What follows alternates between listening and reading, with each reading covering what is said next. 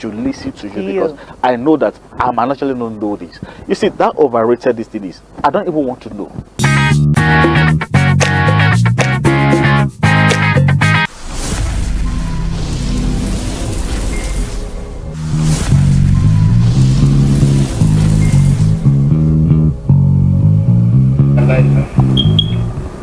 Now, I want to ask you, this morning, did you yell at your child? Or you are about to yell?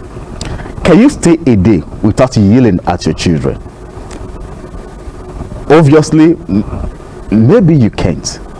And what if I tell you that yelling is a sign of dysfunctionality in parenting? Will you believe me? Okay, now, my name is Prismado Jemu Alex. These are the issues we are going to be looking at today. Yelling as dysfunctionality in parenting. That you want to ask how.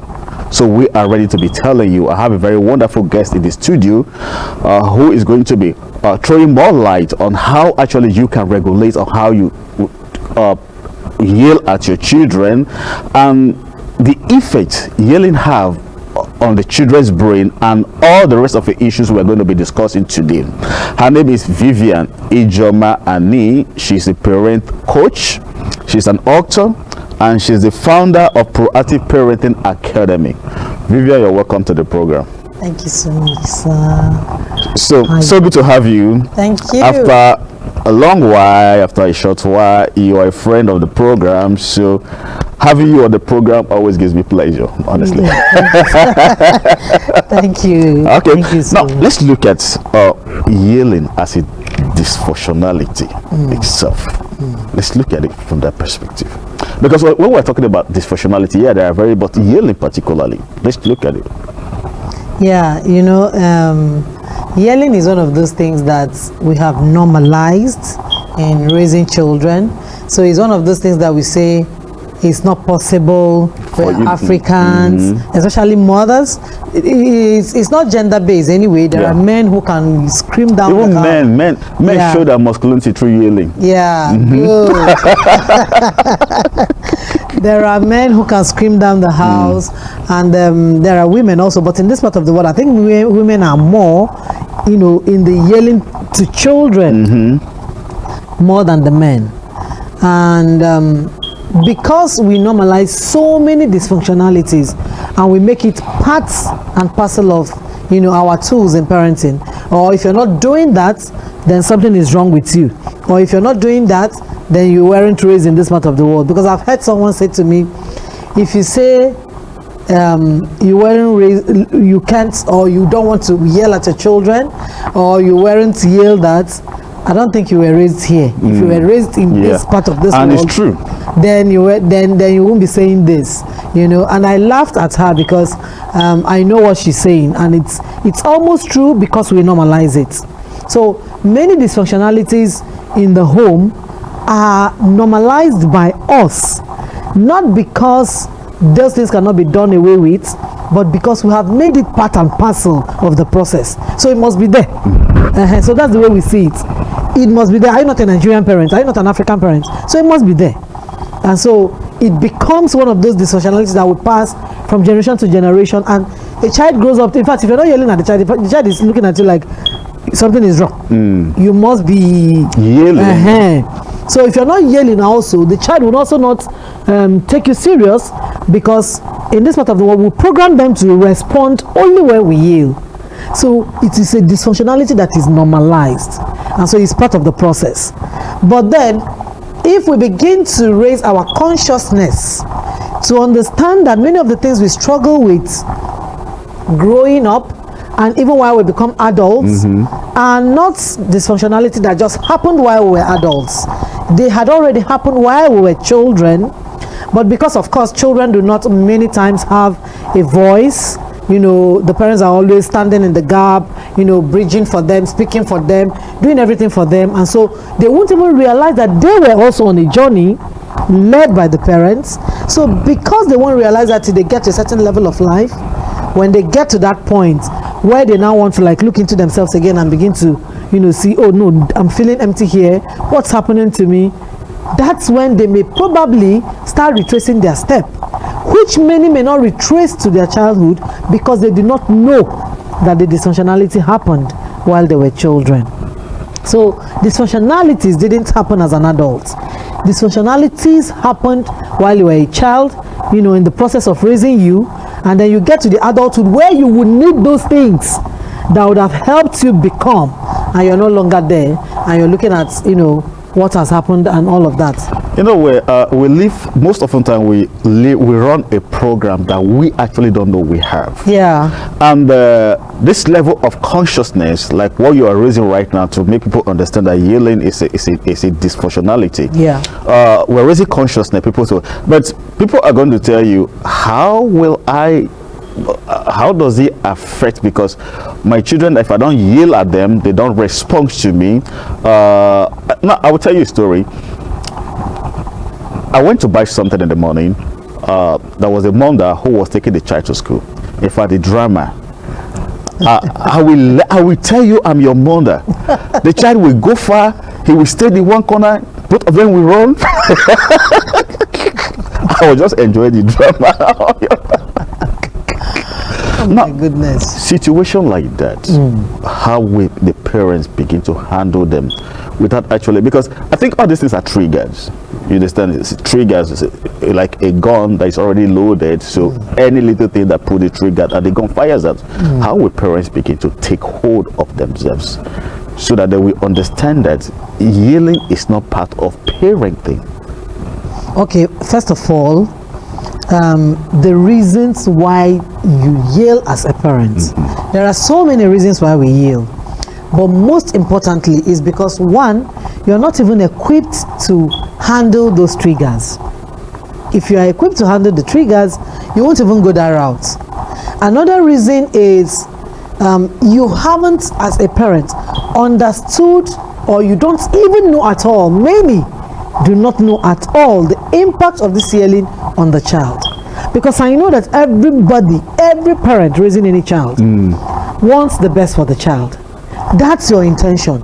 But intention has nothing to do with the actions. The action and the actuality. Good, and the reality. So your intentions is actually right. Your heart is in the right place of I want the best. But there's a responsibility that helps you actualize that intentionality. So having the intention is not just enough. You can love your child and destroy your child. All of us love our children. But many times, the destruction that comes through the process of raising them is not because you don't love them. It is because you did many things wrongly, and that's beginning to affect the child. And probably affect you. Of course, wrong parenting hits you, the parents, first, before even hitting anybody. So you're going to be the culprit number one. Then the child, then the society. So it starts from you. Now, this is another reason. You don't know the impact of this thing you're doing to your child's brain. Okay, let's talk about that actually. The impact of yelling on the child's brain. Because our ability to learn, our ability to recognize, our ability to mingle happens in our brain. So what are the impacts of yelling? There are so many impacts of yelling to the child's brain. Number one is that it shuts the thinking part of the brain. When you scream at the child, many times if they are younger children, you see them fidgeting, you see them shaking, you see them being fearful. They run into either flight mode or fight mode. Many times the younger ones may not run into fight mode, but the older ones may run into fight mode. This is a means of a defense for them. And they are doing this because you have not taught them how to respond. You taught them by your own reactivity how to react. So are you saying that the brain, the amygdala and the prefrontal cortex, which is the part of the brain that helps these children think, are you saying that when this place is shut down so that the child cannot reason or think, the child is only being defensive, how then did the child learn to do better tomorrow? So definitely the child will also run into reactivity when anything hits the child. Because so it becomes a reactive thing. He will keep reacting. So he doesn't respond. The child will never learn to respond because you are modeling reactivity. And so when you have shown the child, you have shut the thinking part of the brain of the child with your constant shouting and constant yelling, and the child is always on the defense, the child will never learn to think. I tell people that a child is being taught to think. You don't tell the child what to think. You help the child to learn to think. And so when you keep yelling, screaming, the child is, under flight or fight mood, the child is now fearful. It depends on their age. Depending on the age, the child is fearful. For instance, let me give a practical example. There are men that come into the house, the children will just run, everybody is running. The Lion of the tribe of the house have come have come in. And so when the children are running that way, it is out of fear. Do you get? You can't be saying anything at that point and the child is listening. A fearful child is not a good listener. The child can't be listening. Most of them are very clumsy. Of course. That's why you see them washing plate. They're breaking the breakable plates, and it is out of fear they do all of those things. Things slip off their hand, any little thing there, and as these things are happening, they're already crying, already fidgeting. Because they know the action, what they're expecting. Good. Only the shout alone. And children hate screaming at them, shouting at them. I knew, because I was also someone who started off with yelling, screaming at the children at age 2, at 18 months. I know very well that at 2 I had a child who was always saying, "Mommy will start shouting. Mommy will now start shouting." And then, sometimes it gets me off and I laugh. But I don't know how I learned that. Okay, sorry to cut you short. Yesterday something happened between me and my son. The mother was there. He opened my door down because I have warned it consistently, don't open my door down again. So I called him, "Why did you open my door down?" He told me, "I didn't even know I opened the door down." I said, "Okay, if you do it next time, what will I do? What should I do to you?" He looked at me and said, "That did nothing." I said, what should I do to you?" He said, "That did nothing." I asked him about the last response he responded, "That you buy me Coke." I love that. He said, "That you buy me Coke." So the mom started laughing. I also started laughing. So that was how the whole issue were resolved. Yeah, because we haven't. Also, one of the reasons why we yell is we weren't also raised to communicate. We were raised to just shout, give a report, and shouting and giving instructions are two different things. They are not communication. And because we weren't raised to communicate, we are also raising people who cannot communicate. And you wonder why we are so chaotic in the society, why we are so chaotic in our working places. Things can't be resolved without making all the dramas and the noise, and the propaganda here and there. We haven't learned to communicate. What you should be doing with a child is to teach, not to shout. Shouting doesn't pass the instruction. Unfortunately, you were actually shouting for the child to hear you. But the reverse is the case. While you're shouting, in fact, my elder sister once told me over 10 years ago, the youngest child was 2 or thereabouts at the time. And then the child did something and she screamed at the child. And the child just held the 2 hands on her ears. And the mother said, "What happened to you?" The mother has even forgotten that she just shouted. The mother said, "What happened to you? Why are you closing your ears? What happened to your ears?" "Mommy, you're shouting. I can't hear you." "Mommy, you're shouting." That's how expressive children will tell you that you're yelling at them. Then the unexpressive ones may not be able to close their ears or something because they know that you may even land in beating and hitting them. Trust African mothers now. Good. I'm talking to you, you're closing your ears. So you're telling me now to say. And then you go, hitting the child and all of those things. It is because we have not known that communication is a different thing from hitting, yelling, screaming and shouting. So it has nothing to do. And then a child is not listening to, in fact, even a fearful child is not a good listener, like I said. So there's no way the child will listen. There's no way the child will understand what you're saying if you're in that mode, that reactive mode. Now, another thing we have to note is that many times we do all of these things because that's the way we're also raised. Basically, fundamentally, that's the way we're raised. And so for us, it is part of the process. If you don't shout, they will not listen. Now, what I tell parents is that we are the ones programming the children to respond only to when you shout. They listen to you only when you yell because you program them to listen to yelling. Now, if you start up with a child of 1 year, 2 years, in fact, as small as 3 months, 4 months when you're carrying your baby is looking at you. When you smile at that baby, the baby smiles back. There's a response. And when you maybe like mothers, when the baby bites you on the nipple or something, and you frown at the baby understands frowning and the baby starts crying. That's exactly how it is. If you start from when your baby is 0 age and begin to communicate, you will be amazed that at 6 months, at 7 months, the baby responds to you with expression. But this, I want to ask you this. People yell without them knowing that they are yelling. That's what we're talking about trigger. Yeah. You understand? Yeah. If you ask some parents, they yell. They don't even know what they are doing. To them, it's a pattern that they have to follow. It's a pattern. And many times. So how do we begin to reverse that pattern now? Now, it is something that took us years to get to the point where we were or where we are. You are yelling, or you have been yelled at as maybe from 0 to 20, 30 before you got married and all of that. So it is something that you have been structured, and then factored in. It has programmed you yourself. So you cannot, just come out of that system that has programmed you, just in a twinkle of an eye. You are also going to go through a process. So what are the processes? To come out of that thing. Good.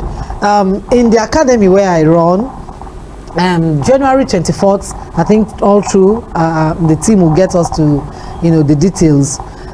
We are running a challenge called Calming the Storm of Yelling.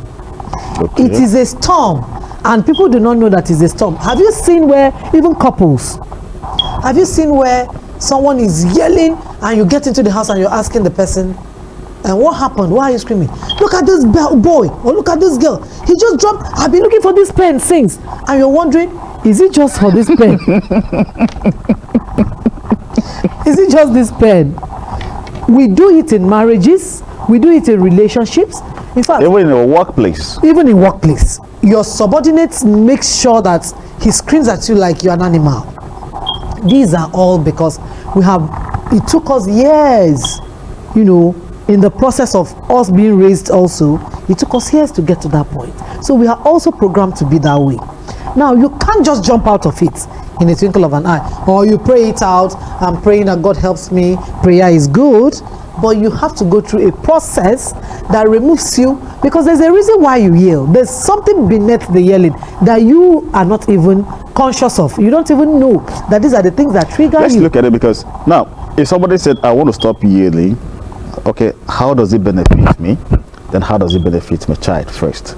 That will be a sort of motivation for me to say, okay, actually, yeah, what you say makes sense. I have to take these practical steps but what effect does it have? Let's start from the parent as a being. Okay, for parents, there are so many effects that it has on them. Health-wise, there are so many health issues that we're battling today that we don't even know that our parents also battled with, that actually came from consistent yelling. For instance, blood pressure. Consistent yelling.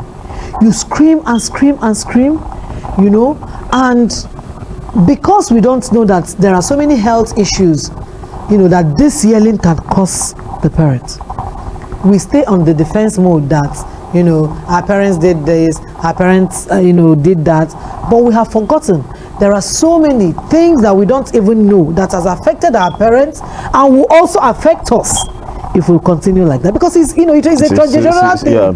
It's a transgenerational thing. That's number one. Number two, you can never have tranquility or calmness to follow through issues.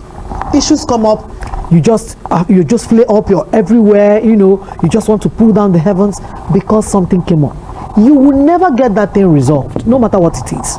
It could be on a child, it could be on you, it could be on your workplace, it could be anything. Now, let me give you a child's the example of maybe having a child who runs into a problem and you're trying to scream and bring down, heavens. 2 or 3 days ago, over the weekend, we had a parenting question and answer kind of program where a parent shared on her daughter, 17 years, that told her she was changing from their religion. People do not know the impact of this yelling from diverse means. I'm coming to the child. On the parent side, there must be something your child is seeing in you that you are not seeing about yourself, that makes your child feel uncomfortable with your religion. You haven't portrayed that God you want to preach to your child. You haven't portrayed by your action that God. If this God is screaming and shouting and just, all over the place when I make mistakes, then I don't need to follow your God. That's the child's thoughts. And you're here telling the child, oh, pray, oh, fast, oh, this, oh, that. And the child is looking at you like, if this is the way your God behaves, just carry your God. Be with your God. I need to be, try another God. That's the child's thoughts. Now, in this scenario, the parents started, we do this, we do that, we're changing from that school, you can't be here, this, that. And then you're screaming and shouting everywhere. It is because you're not in a place of calm. You've not equipped yourself to be in charge of your emotions. Because I tell parenting, emotional control is at the bedrock of parenting. There are situations that will come that you will see with a child. You feel like bringing down heaven. You are not calm. And you can only get that situation resolved when you are in a calm state of mind. There's no problem can you even resolve without being calm. That's when good thoughts come. That's when solutions come. That's where ideas come. But in the place of running helter-skelter, you can never get that thing solved. Now, the parents who went on, jumping around and all of that, and the child shut them down, the child wasn't speaking, the child wasn't talking and all of those things, except when necessary, according to them. Now, what that situation warranted was, if you have equipped yourself to be in charge of your emotions and you're operating from a place of calm, your love tank will fill the child's love tank, because there's a gap which a gap in her heart which the child needs to get it equipped. And then instead of getting that, you're increasing it with the jumping around. That's just one of it. And even with some to committing suicide. There are 101 things, even with little children, that children will do, and you're wondering, where did this child come about with this? How did this child come about, with these things? It takes only an emotional, intelligent parent to be calm and switch from the what, and then want to know, what are your reasons? Why is it? Why do you think we should do it this way? Why did you go this way? I want to hear from you. Do you get? You must be emotionally stable.